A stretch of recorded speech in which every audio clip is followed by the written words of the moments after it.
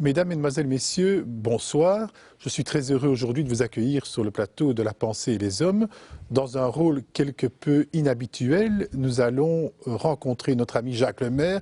Dois-je encore présenter Jacques Lemaire aux téléspectateurs de La Pensée et les Hommes? Je ne crois pas que ce soit très utile. Mais enfin, je rappelle quand même que nous recevons le professeur d'université, spécialiste en littérature médiévale. Nous recevons également l'académicien autour d'un nouveau texte qu'il vient d'éditer, le roman du roi Ider, paru chez EME Intercommunication. Alors un roman vraiment tout à fait singulier, parce qu'il va nous réserver, je crois, quelques surprises dans le cours de cette émission. Ce n'est pas une vieillerie, il a un côté très contemporain. Alors Jacques Lemaire, pourquoi cette édition d'un si beau livre consacré à un prolongement de la chevalerie médiévale, de la table ronde, bref, de ce qui nous fait rêver au Moyen-Âge?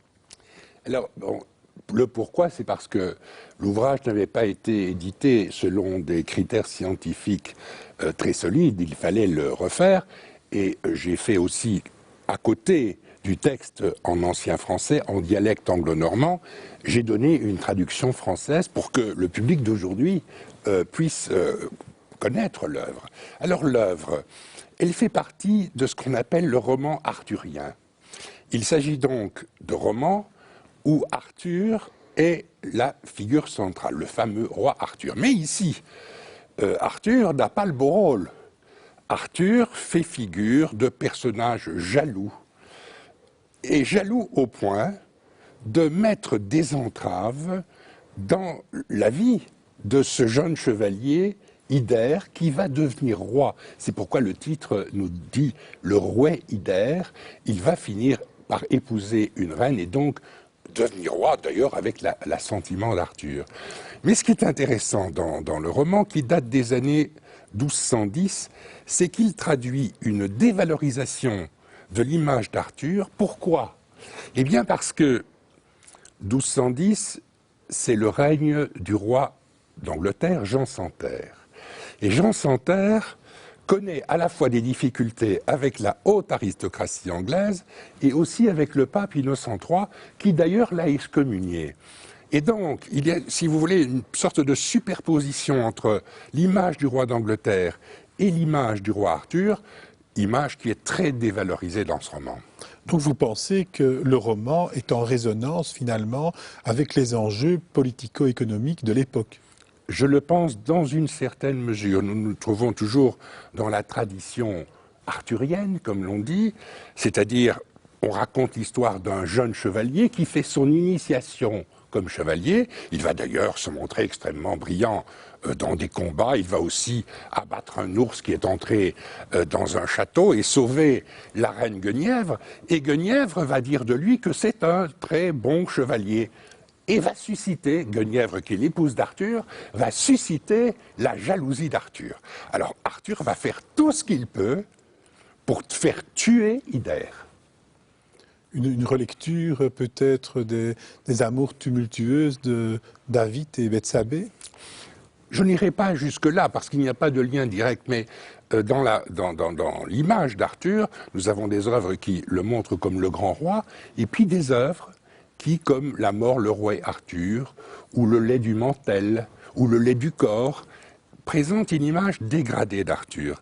Arthur, l'homme jaloux, l'homme qui va faire obstacle à la belle carrière à laquelle est promise Ider. Mais Ider va, et c'est ça tout l'intérêt du roman, Ider va l'emporter sur Arthur et il va pardonner à Arthur. Il n'y a que son sénéchal qui est l'organisateur des mauvais coups.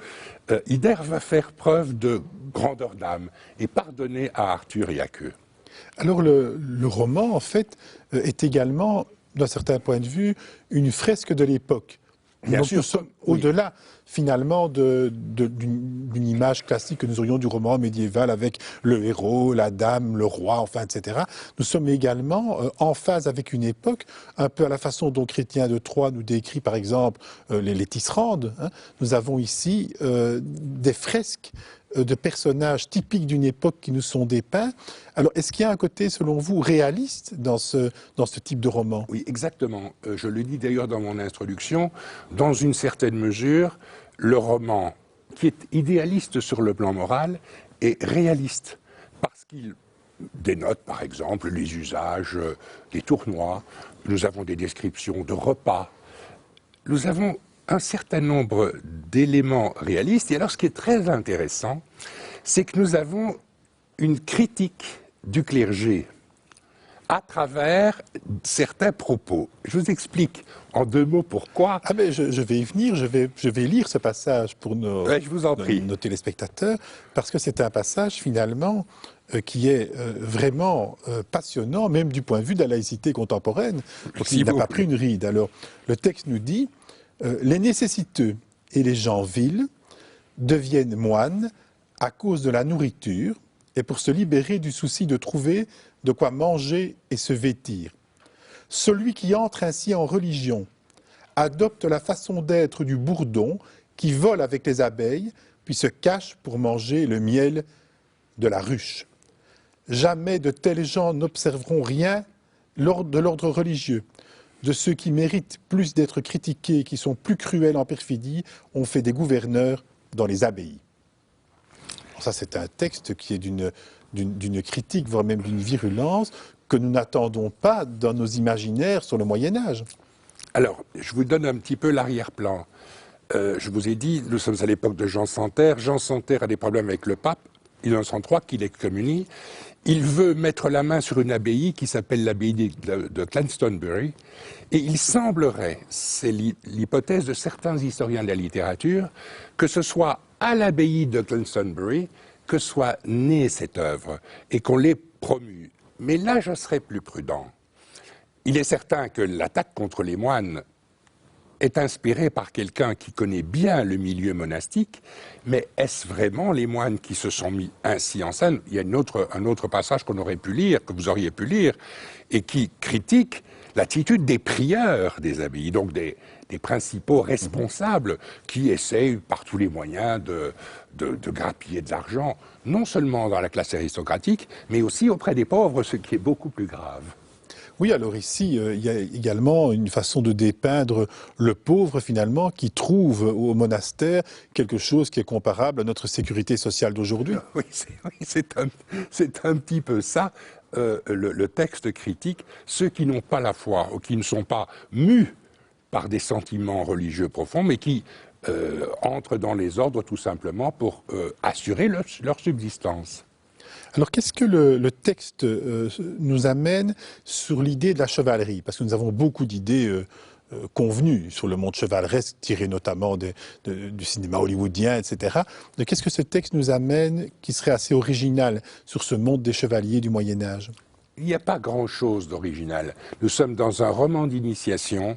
Le héros va connaître les étapes de l'initiation. Il va se battre, il va toujours bien sûr l'emporter contre des géants. Je le disais tout à l'heure, il va tuer un ours qui s'est introduit dans un château. Sur le plan de l'image chevaleresque, il n'y a rien de neuf. Ce qui est très neuf, c'est très classique. Ce qui est très neuf, c'est la jalousie d'Arthur. Et alors, il y a des pages extrêmement intéressantes, des passages extrêmement intéressants dans l'œuvre sur le thème de la jalousie. Un psychologue d'aujourd'hui pourrait retrouver certains éléments de cette affection psychologique. L'auteur nous dit, par exemple, la jalousie est une fièvre du corps qui ne peut se guérir par aucune médecine, ni par autre chose. Celui qui est jaloux, eh bien, il est perdu. Il ne peut rien faire.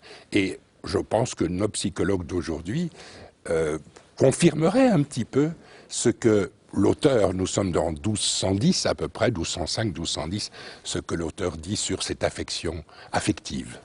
Eh bien, Jacques Lemaire, merci beaucoup. Un roman qui se lit presque comme un roman contemporain, passionnant. Vous êtes gentil. Je vous en remercie vraiment.